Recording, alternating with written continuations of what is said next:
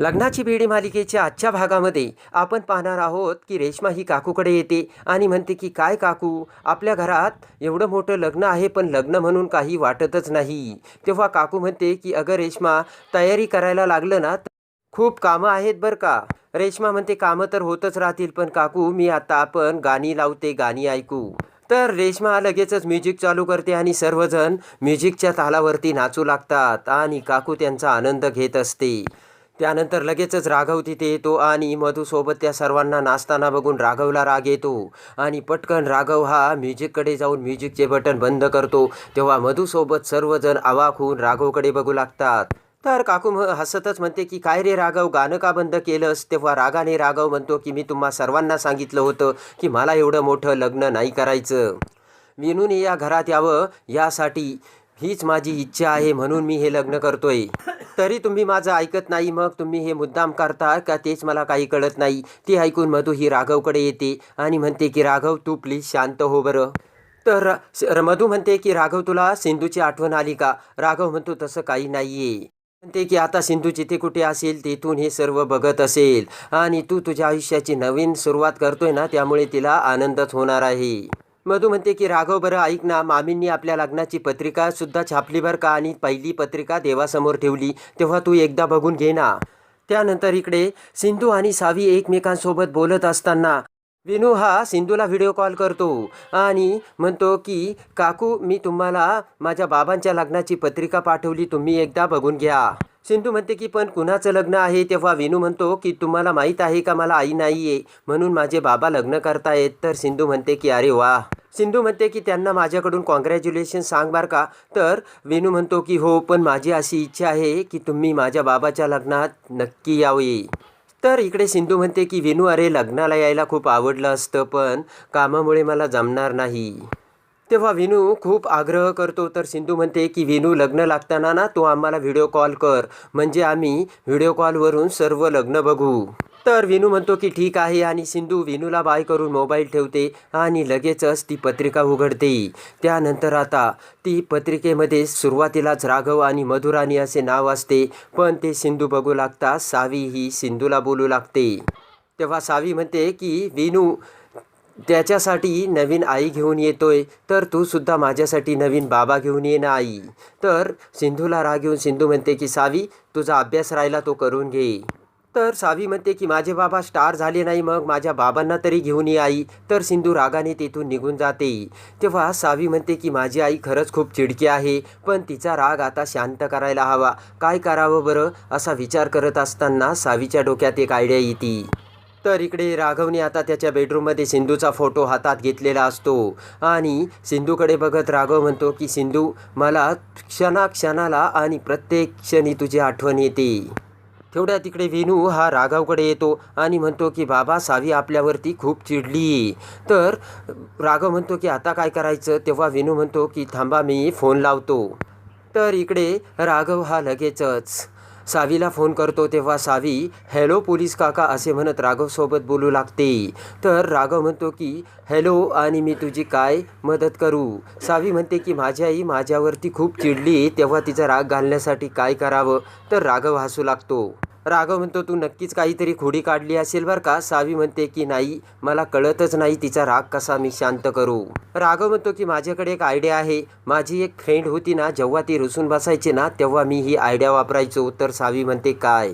राघव म्हणतो की तुझ्या आईचा एखादा आवडता पदार्थ असेल ना, तो तिला घेऊन ये, म्हणजे तिचा राग शांत होईल. तुझ्या आईला काय आवडतं ते सांग बरं.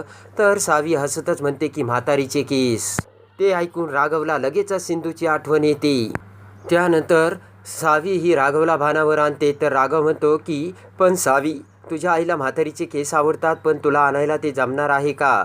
तर सावी म्हणते की लगेच आणते. आणि पोलीस काका, तुम्ही काय कमालीची आयडिया दिली मला. सावी म्हणते की मी लगेच जाते आणि म्हातारीचे केस घेऊन येते. तर फोन ठेवल्यानंतर विनू राघवचे आभार मानतो आणि म्हणतो की थँक्स, तुम्ही माझ्या फ्रेंडची मदत केल्याबद्दल. त्यानंतर विनू खेळायला निघून जातो. तर पुन्हा राघव हा सिंधूचा फोटो हातात घेत म्हणतो की मला खरंच काही कळत नाही आहे. माझ्या आयुष्यातली मी सिंधूची जागा कुणालाच देऊ शकत नाही, तरी मी हे लग्न काय करतोय. तर आता इकडे राणी ही लग्नाच्या तयारीमध्ये व्यस्त असते, दागदागिने घालते आणि भरजरी मेकअप राणीने केलेला असतो. त्याच वेळेस राजश्री ही राणीकडे येत म्हणते की राणी, तू खूप सुंदर दिसतेस. तर राणी खुश होते. त्यानंतर राजश्री विचार करते की सिंधू, तू जर राघवच्या आयुष्यातून गेली नसती तर हे दिवस मला बघायला मिळालंच नसतं. तेवढ्यात काकू तिथे येते आणि मधूकडे बघत म्हणते, काय झाली का नवरी मुलगी तयार? तर हसतच राणी म्हणते की हो काकू. तर लगेच काकू मधूच्या डोक्यावर हात ठेवते आणि म्हणते की सगळं काही व्यवस्थित होऊ दे. इकडे आता रागाने सिंधू तिच्या बेडरूममध्ये येते आणि तिला राघवची आठवण येऊ लागते. राघवने आपल्याला कसे प्रेमाने आपण रुसल्यावरती खाऊ घातले होते हे सर्व सिंधूच्या डोळ्यासमोर येते.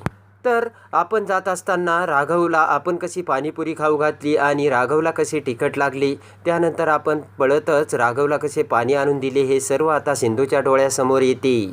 तेवढ्यात सावी सिंधूला हाका मारते आणि लगेचच सिंधू ही सावीकडे येते. तर सिंधूसाठी सावीने म्हातारीचे केस, वडापाव, पावभाजी सर्व पदार्थ आणलेले असतात. ते सर्व पदार्थ बघून सिंधूला मोठा धक्का बसतो. तर राघवने सुद्धा सिंधूला तसेच तिला मनवण्यासाठी पदार्थ आणलेले असतात हे सिंधूला आठवतं. तर सिंधू म्हणते की कुणी सांगितलं तुला हे आणायला? तर सावी म्हणते ते आमचं सिक्रेट आहे, पण तुला आवडलं का? तर सिंधू म्हणते खूप मस्त, पण तुला हे आणण्यासाठी कुणी मदत केली? तर सावी म्हणते तुला आवडलं ना, मग बस आणि तू मला परत अशी ओरडू नकोस. तर कान पकडून सिंधू म्हणते की तुला मी कधीच असं ओरडणार नाही. तेवढ्यात मंगेश तिथे येतो. तर सिंधू लगेचच मंगेशला म्हणते की हे सर्व सावीला कोणी आणून दिलं? तर मंगेश म्हणतो की मी मदत केली सावीला. तर सिंधू मंगेशचे आभार मानते. त्यानंतर सावी प्रेमाने सिंधूला ते म्हातारीचे केस खाऊ घालते. तर सिंधू ते केस खाता खाता पुन्हा राघवच्या आठवणीत हारून जाते. त्यानंतर सावी आता खेळण्यासाठी बाहेर जाते. तर लगेच सिंधूच्या डोळ्यात पाणी येते. ते बघून मंगेश म्हणतो की सिंधू, तू असे स्वतःला किती दिवस त्रास करून घेणार आहे? मंगेश म्हणतो की तुझ्या यामुळे सावीला सुद्धा त्रास होतोय, तुला दिसत नाही का? सावीला तिचे बाबा हवे आहेत. मंगेश म्हणतो की सावीला सुद्धा तिच्या बाबांबद्दल जाणून घ्यायचा पूर्ण हक्क आहे आणि तू सुद्धा किती एकटी पडली सिंधू. मंगेश म्हणतो की सिंधू, तुला असं वाटतंय सावीला कळत नाही, पण मुलांना सगळं कळतं बरं का? तर सिंधू म्हणते की सावीच्या वडिलांनी मी जिवंत आहे की मेली हे बघण्याचाही प्रयत्न केला नाही, तेव्हा मी का त्यांचं नाव माझ्या मुलीला सांगू?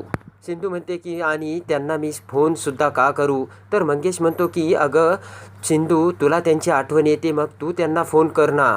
मंगेश म्हणतो की कधीपर्यंत तू असे हेवे दावे मनात ठेवणार आहे? तेव्हा मंगेश सावीसाठी सिंधूला राघवला फोन करण्यासाठी सांगतो. त्यानंतर आता इकडे मधूने लग्नाची जोरदार तयारी केलेली असते आणि लगेचच राघवला म्हातारीच्या केसामुळे सिंधूची आठवण येते आणि सावीने म्हातारीचे केस माझ्या आईला आवडतात असे सांगताच राघवला सिंधूच्या सत्याची जाणीव झालेली असते. तर इकडे आता मधू लग्नासाठी तयार होऊन बाहेर येते. त्याच वेळेस राघव हा सिंधूचे सत्य समजल्यावरती भर लग्नातून पळून जातो. तर आता राघव पळून गेल्याचे सर्वांना समजताच मधू काकूला म्हणते की मामी बघा ना, राघव कसा लग्नातून पळून गेला. त्याच वेळेस इकडे मंगेशने खूप आग्रह करताच अखेर सिंधू ही रत्नपारख्यांच्या घरी लँडलाईनवर राघवशी बोलण्यासाठी फोन करते. त्याच वेळेस मधू ही फोन उचलत हॅलो करते. तर सिंधू लगेचच मधूचा आवाज ओळखते आणि विनूचे बाबा दुसरे तिसरे कोणी नसून तो राघवच असल्याचे मोठ्या सत्याचा खुलासा आता सिंधू समोर होतो. तर आता सिंधू राघवला कशी शोधून आपल्याकडे आणते हे बघण्यासाठी आणि लग्नाची बीडी मालिकेच्या डेली अपडेटसाठी आपल्या चॅनलला लाईक करा, सबस्क्राईब